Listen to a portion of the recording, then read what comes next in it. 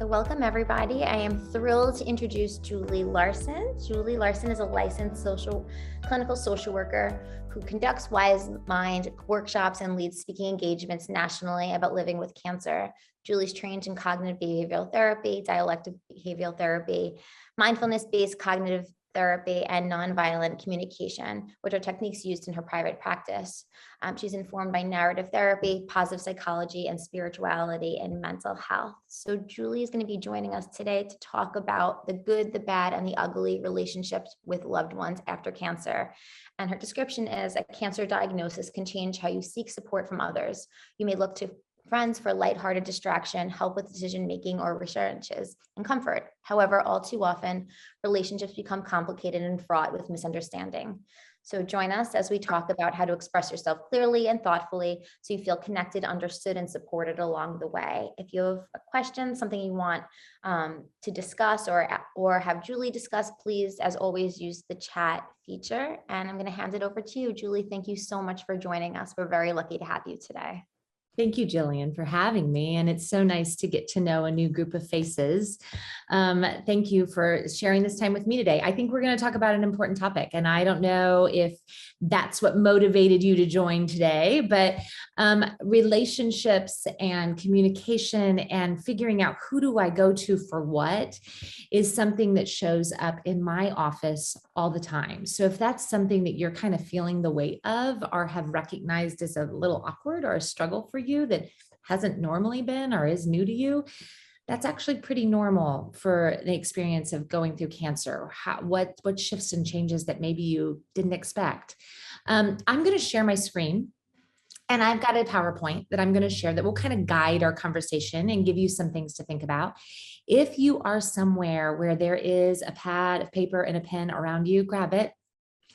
Maybe I can't tell you what to write or what not to write, but I think that sometimes there are things that come up in these discussions that you want to hold on to, that you might chew on and you might think about later. And so feel free to just make notes of what resonates. Some of it will, some of it won't, but take that with you. I'm also going to encourage you to, like Jillian said, add stuff into the chat. So as I'm talking, if you have a question or you have a comment that just seems to really match with where we are, put it in the chat. Those that are here are going to see that, and that helps us to all not feel so alone, like, oh goodness, me too, and I'm not the only one.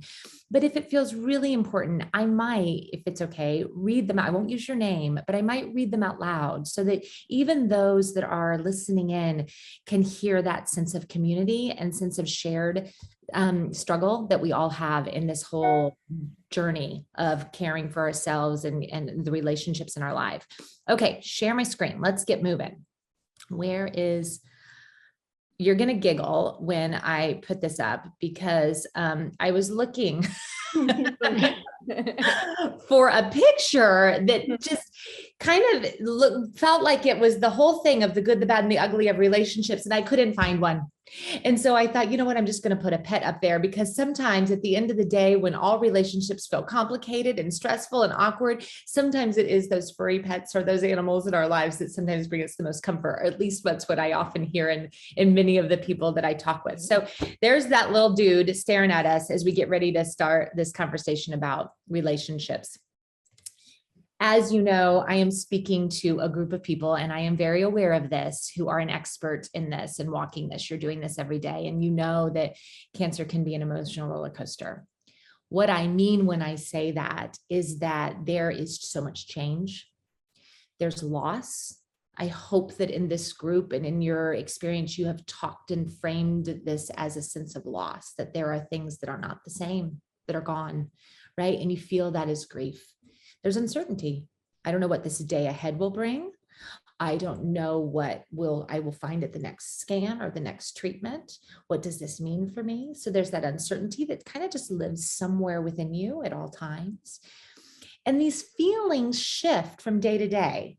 Am I right? Like, I don't know if that, I'm seeing some nods in some of you, but there can be days that feel uniquely heavy. right? And filled with that worry and concern. And then if we're being very honest, there are also days when you're feeling totally much stronger and confident and connected. So that's confusing a bit, right? We can't necessarily even predict how we're going to feel. So those feelings change from day to day. And the way you're feeling affects how you view yourself. Like, how am I doing? It views how the situation and even the road ahead. So we have to, I'm just going to name that and put that on the table as even a coping strategy for you, is just to kind of sometimes be able to float out and say, gosh, the way I am feeling is affecting part of how I'm viewing this today. And maybe one of the best things I can do for myself is bookmark this and check in with myself in 24 hours. So I want to just kind of name that too. Everyone responds to cancer in individual ways.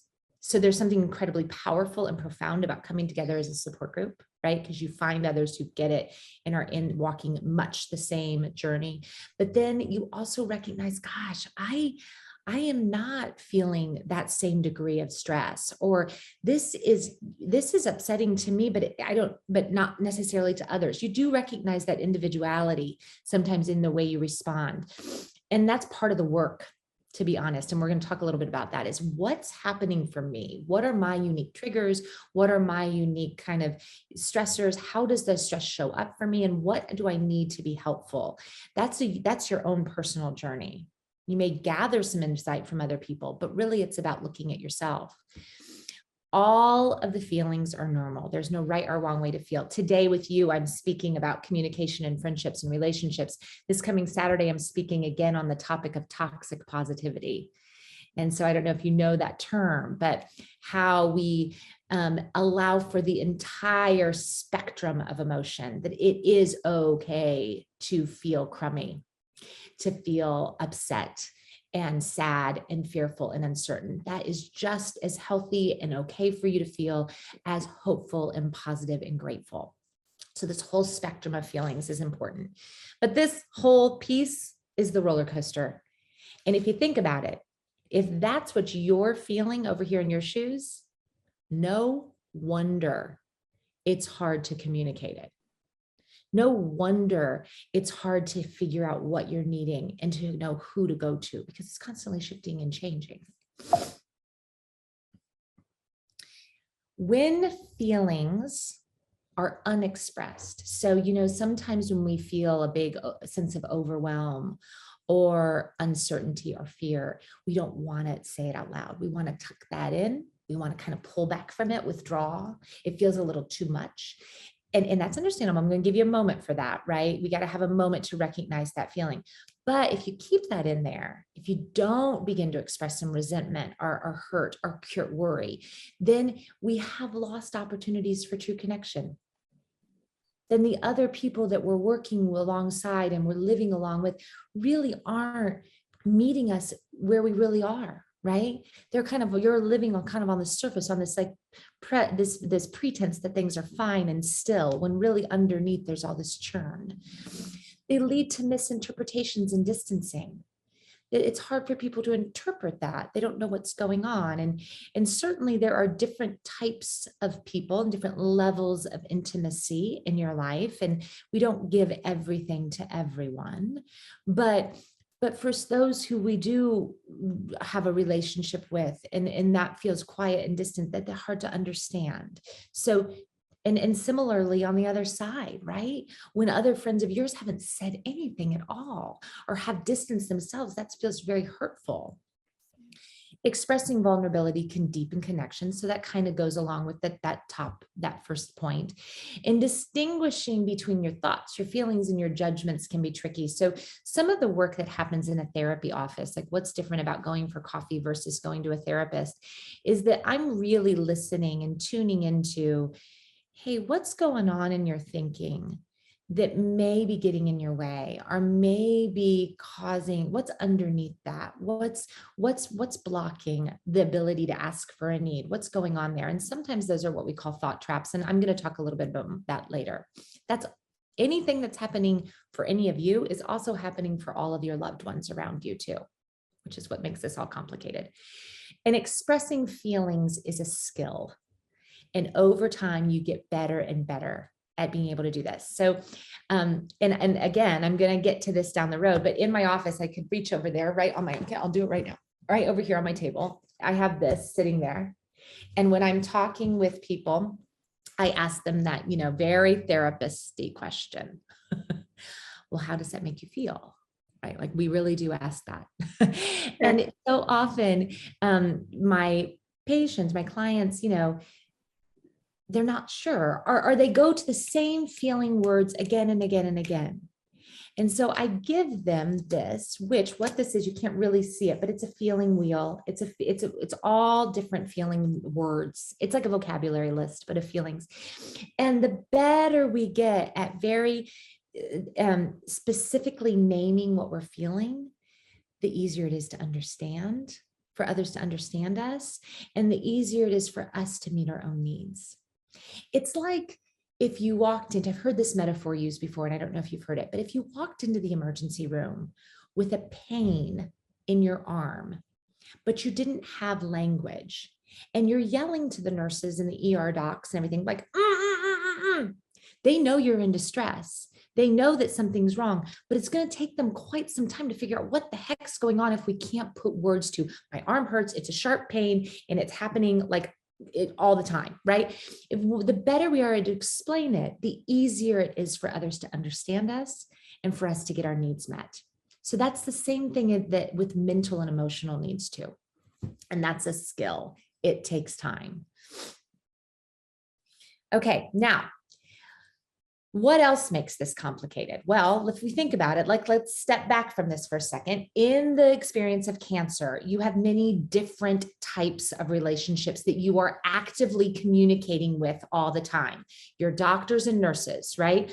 Other professionals, whether that's at the hospital that work on billing or the insurance company or your boss or supervisor at work, right? We have those individuals. Social, your friends and your colleagues may be at work, or your neighbors, the friendships that you have in your life, your intimate, very close, intimate relationships. So whether that's a partner or it's your best friend or it's your mom or it's your sister or it's your adult children, those intimate relationships that are on a different level. And then if there are any children in your picture, right? So maybe you have your own children, maybe you have grandchildren, maybe there are other children that are important to you.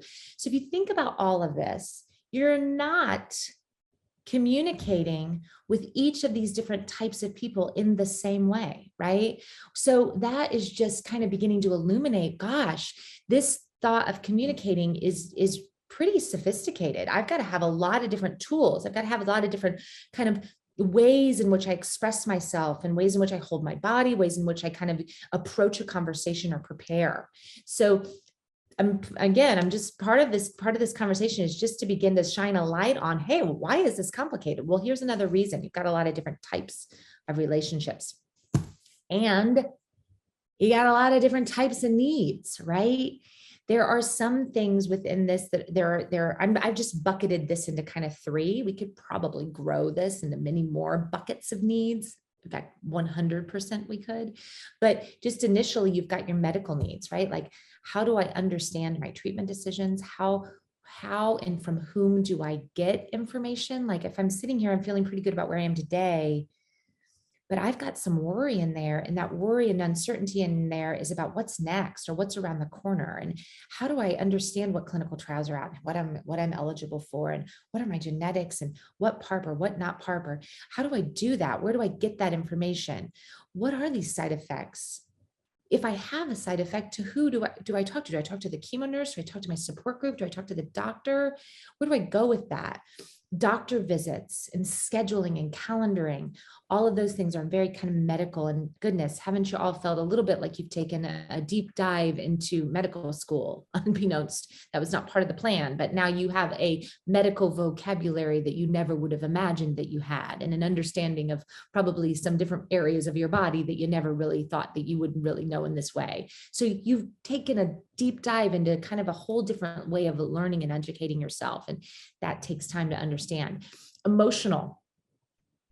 You're all sitting in front of me and you've all lived bigger lives than this. And so there are other hurts and disappointments and losses and struggles and challenges you've likely been through in your life. But cancer does open up a new, kind of a new space of feeling how you live with this day in and day out, right? There is some degree of uncertainty and worry and unsettledness that kind of just sits there, and knowing how to care for that and to figure out what you're feeling and what you're needing in each day-to-day given moment takes some time. And that's hard to navigate.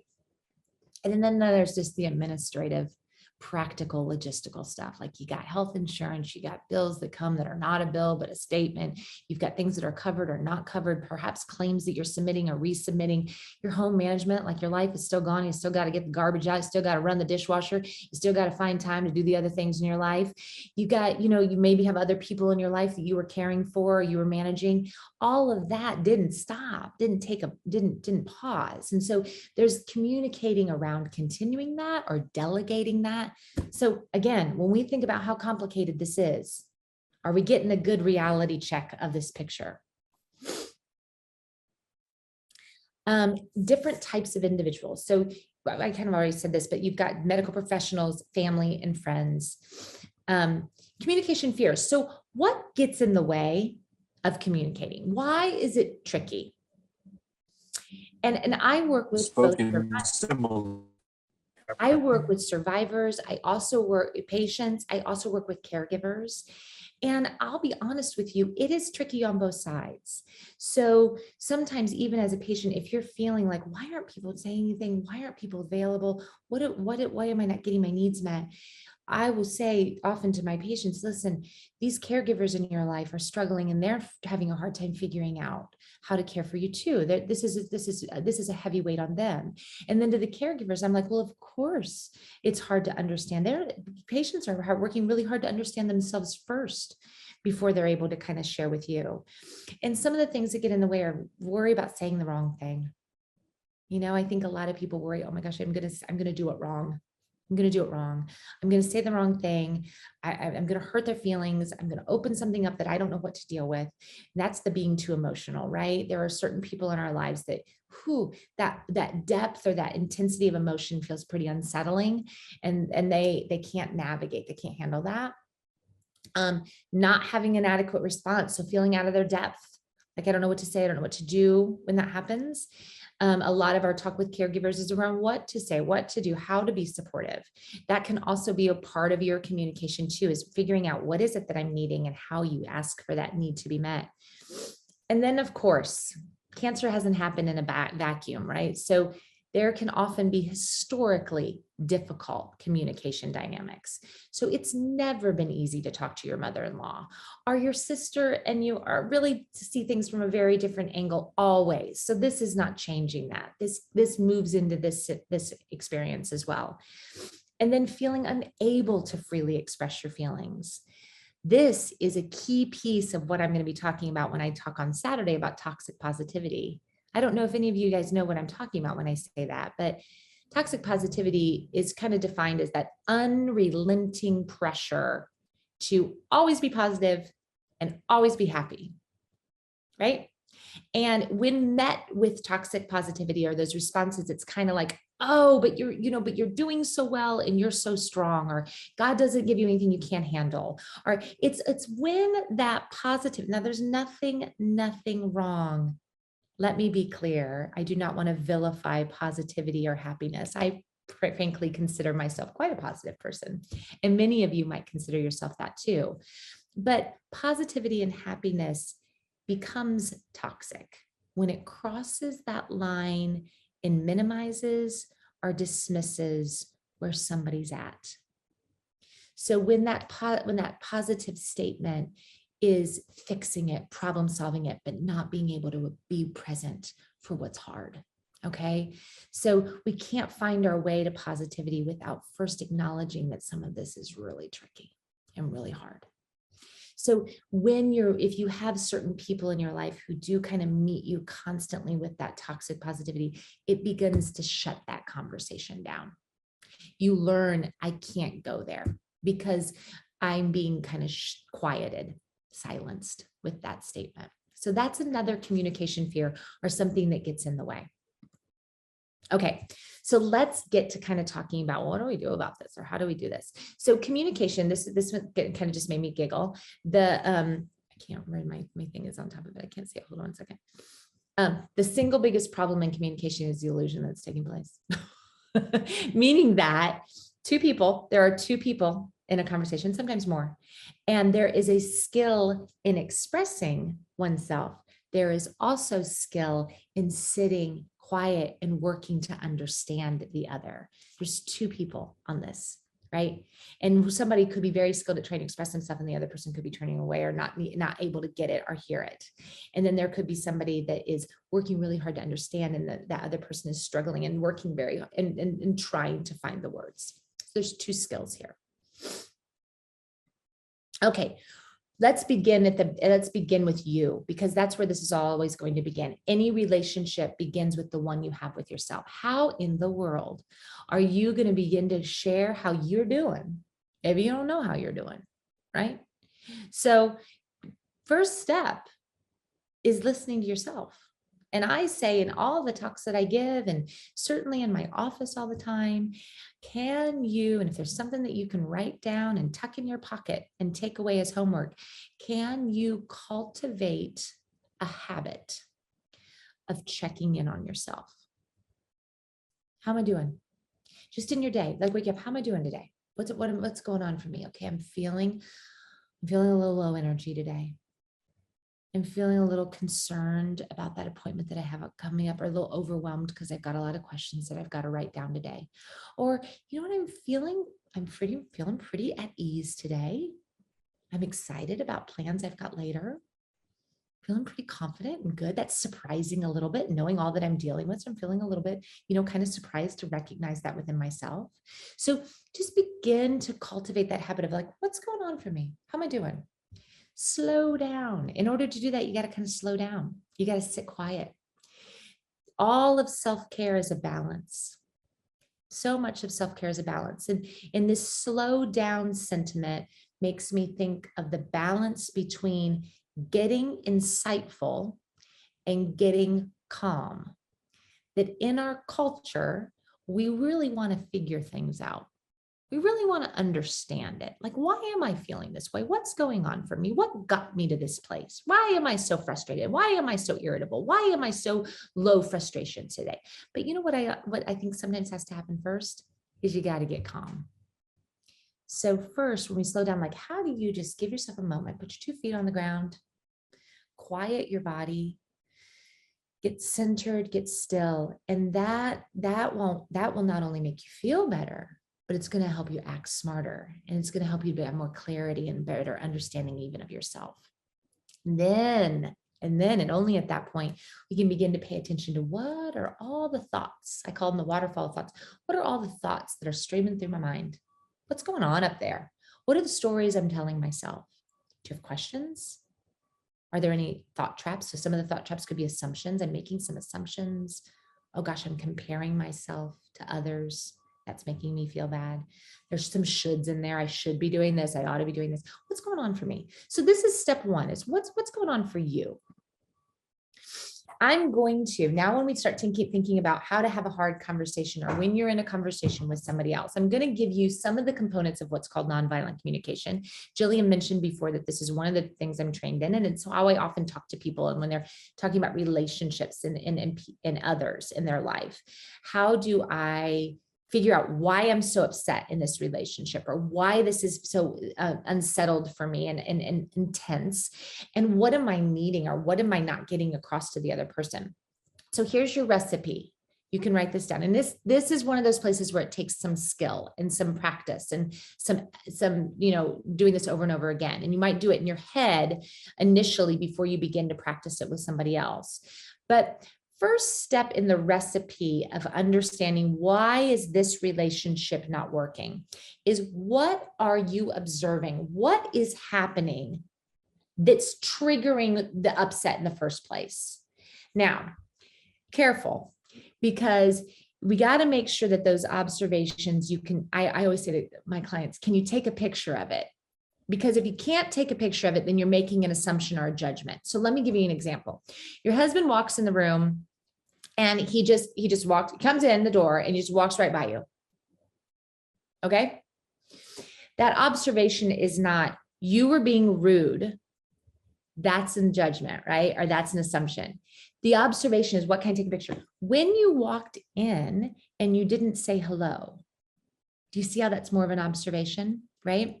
So when you're thinking about your relationships with other people, what is happening?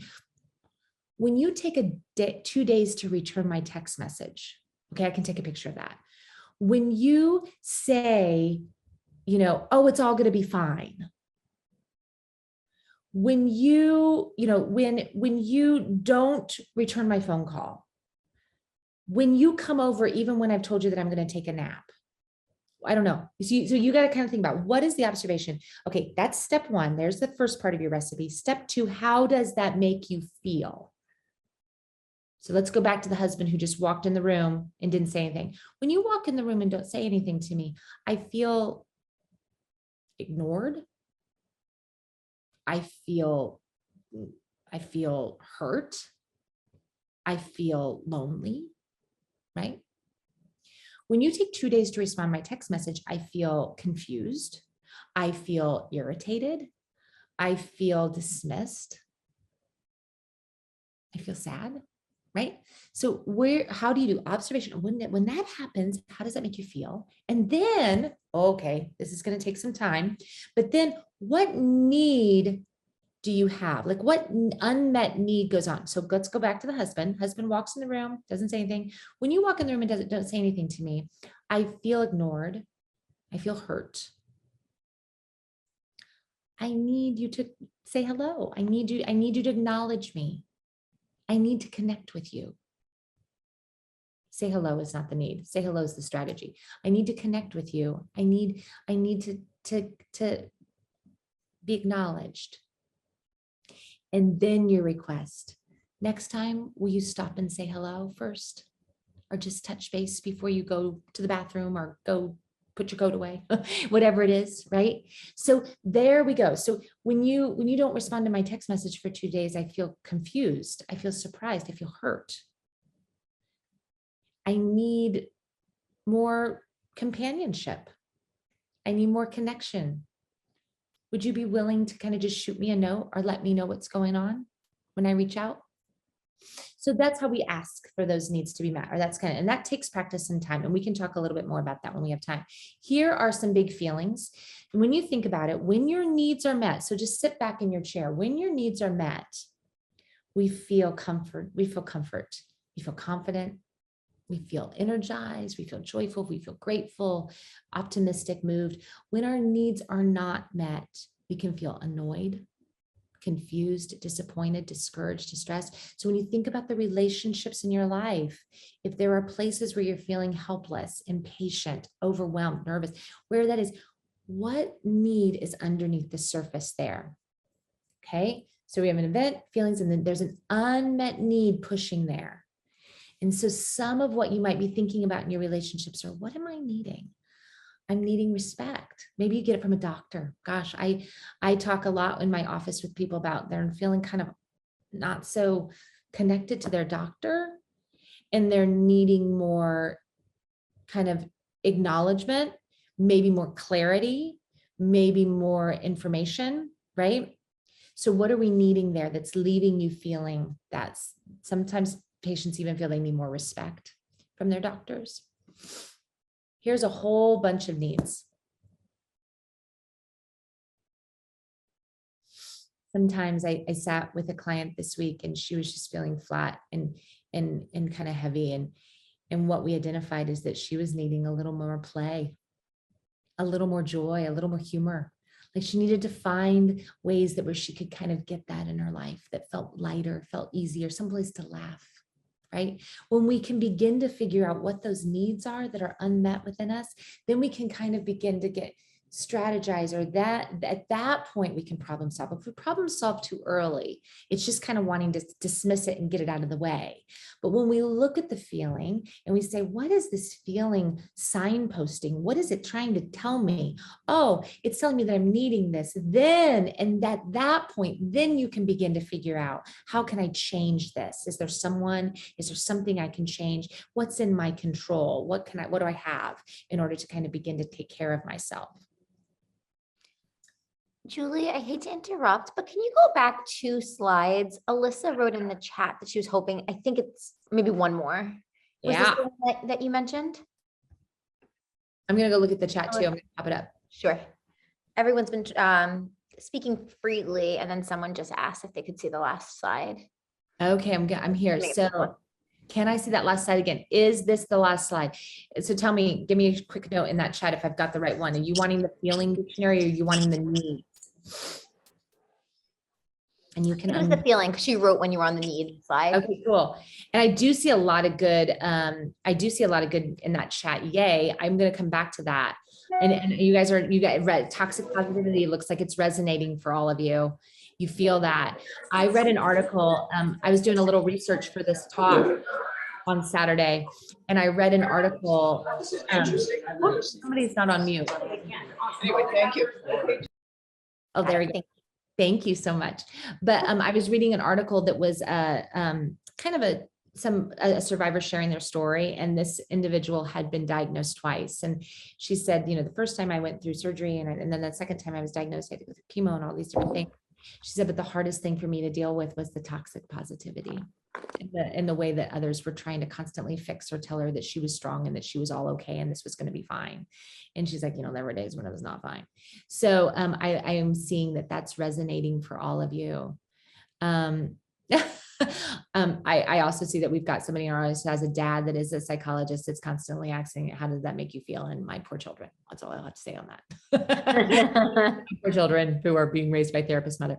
Well, I'll keep looking at that chat for all of you, but keep posting what you're writing in there. I love that. I'll go back there.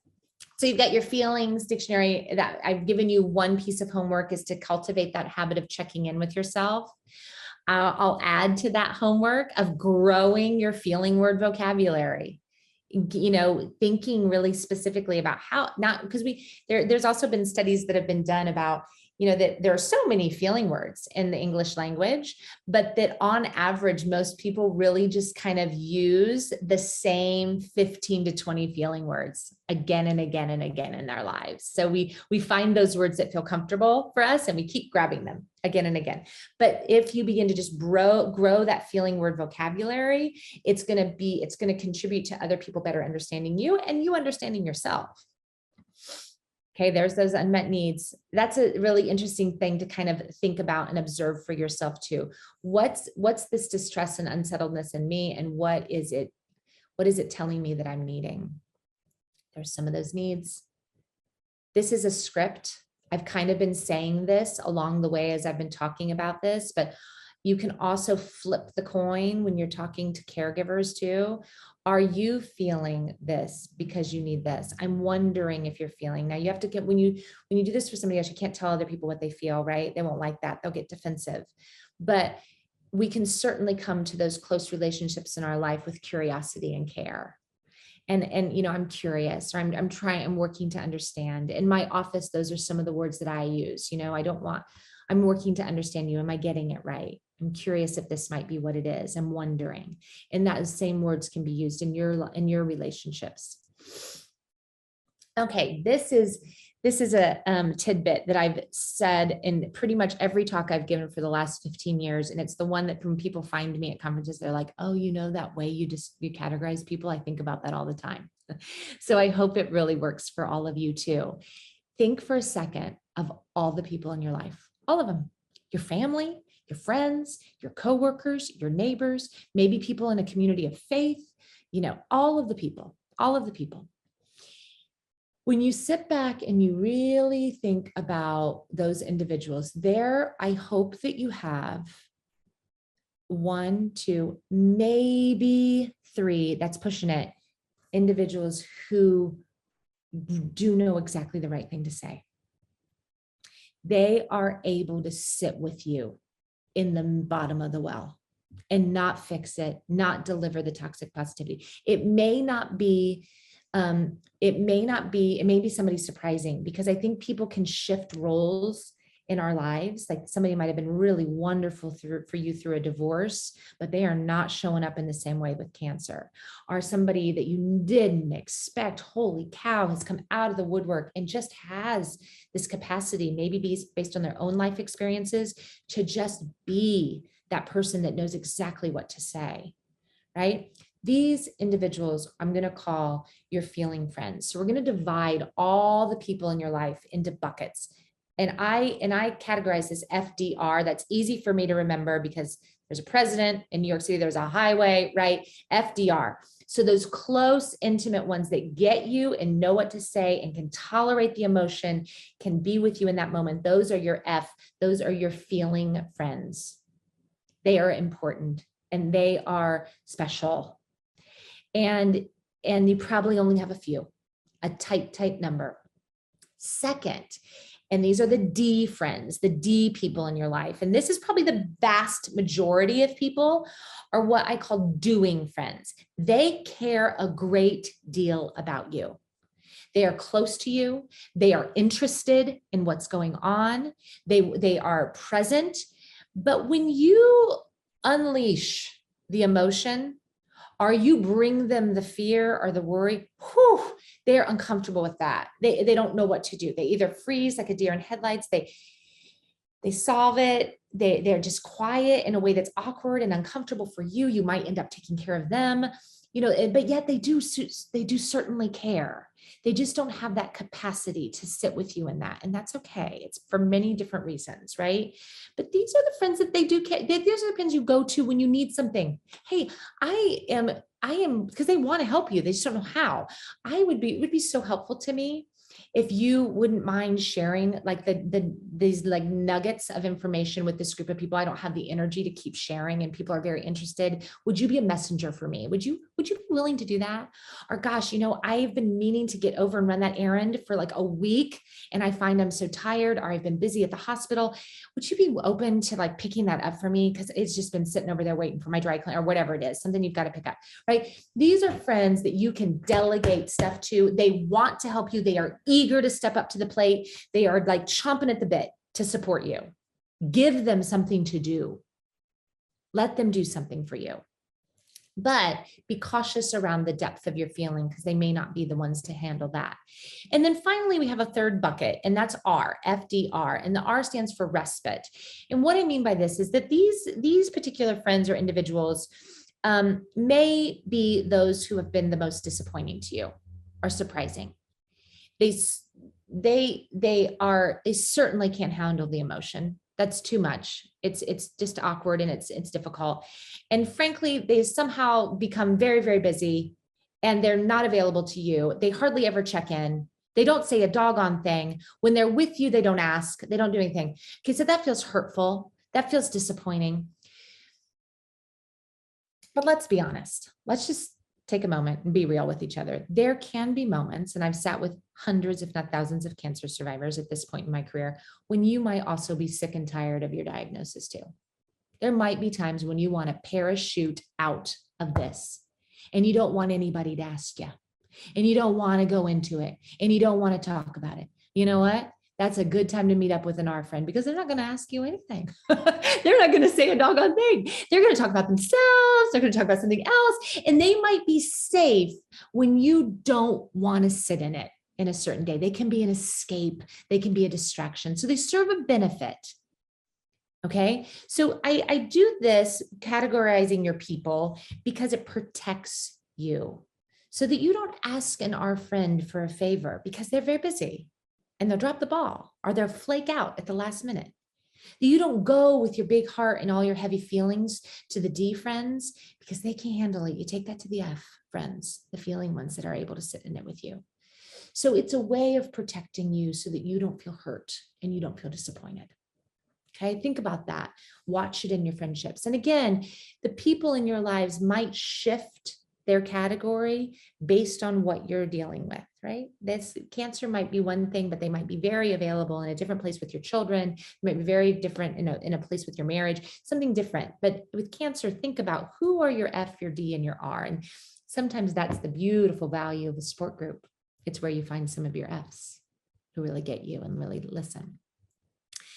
Navigating awkward conversations. Has this happened to any of you? Where you maybe walk into work or you walk into someplace you haven't been in a while and people just kind of give you puppy dog eyes and like, how are you? Or they say terribly inappropriate things that you don't really want to get to. Or they dive too deep when you're not really going that deep right now. We are all not in that place. So you've got to have a strategy. And I think of it as stop, shift, and stabilize. Okay. So first thing is you got to stop this conversation. We're not going to walk this path right now. We are in the middle of aisle 4 of the grocery store. I am not going into my surgery, right? This is not where I'm going right now. So you got to come up with a script, something that you can pop out of your pocket. You can come up with some things that I have talked about with clients, or, usually I'm so fine talking about my diagnosis, but today I am just choosing to focus on other things. Okay. Or, oh my goodness, you can use some humor. Oh gosh, I am so sick and tired of talking about stupid cancer. Let's talk about something more interesting, right? You can toss it, right? If you want to stop the conversation or, whatever you feels natural and normal to you, to just put a period at the end of that sentence to direct that conversation. Now, that can feel awkward in and of itself, right? And the spotlight in that conversation is still on you. So people are like, oh, okay, well, now what do I do? So therefore, it is your job to shift the conversation. So you've got to have sentence number 2 at the ready of like, where do you really want to go? So you can throw it back to them. I heard you were planning a trip. Tell me more about it. Or, oh my gosh, I know the last time that we talked, you were getting ready for something important at work. Did that get done? How did that go? And so in other words, you've got to step 1, stop the conversation. If you don't do that, then they'll come back at you. You might try and shift it first, but they'll be like, but really, no, how are you? So you've got to put that stop sign up first. And then you got to shift it to show them this is where we're going to go that's safe today.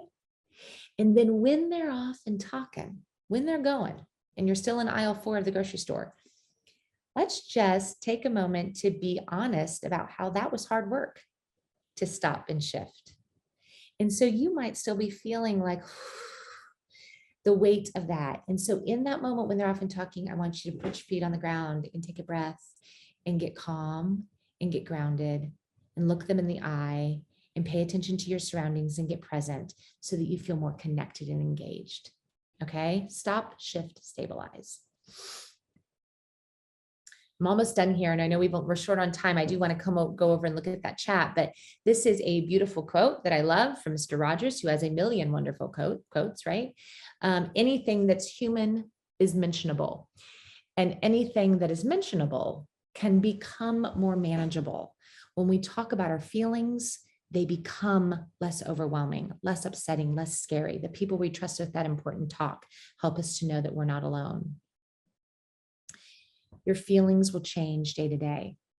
Listen closely and work to learn more about what's going on for me. What am I needing? How do I ask for that? Ignoring your needs, dismissing it, pretending it's not there might be its own version of toxic positivity with yourself, right? That it's often easier to kind of begin to be honest about what's really going on. And that sometimes when we talk it out, even if we're talking it out to ourselves or in a support group, we begin to untangle the knots in a pretty organic and natural way. I watch in my office that just coming in here and sitting with me and beginning to talk through what's upsetting or what's unsettling, people begin to hear their own voice. They begin to unravel that and begin to feel lighter just in letting it out and saying it out loud. If there are heavy and hard conversations to have, telling about your diagnosis or a change of treatment with loved ones, just remember that most conversations are not a one-shot deal. They're an ongoing dialogue. So you begin it and you keep saying it. You know what? Let's come back to this again and again and again. I'll share more when I know more. And give yourself grace and time. Julie, thank you so much for that. I think it was wonderful and connects so much with how everyone is feeling.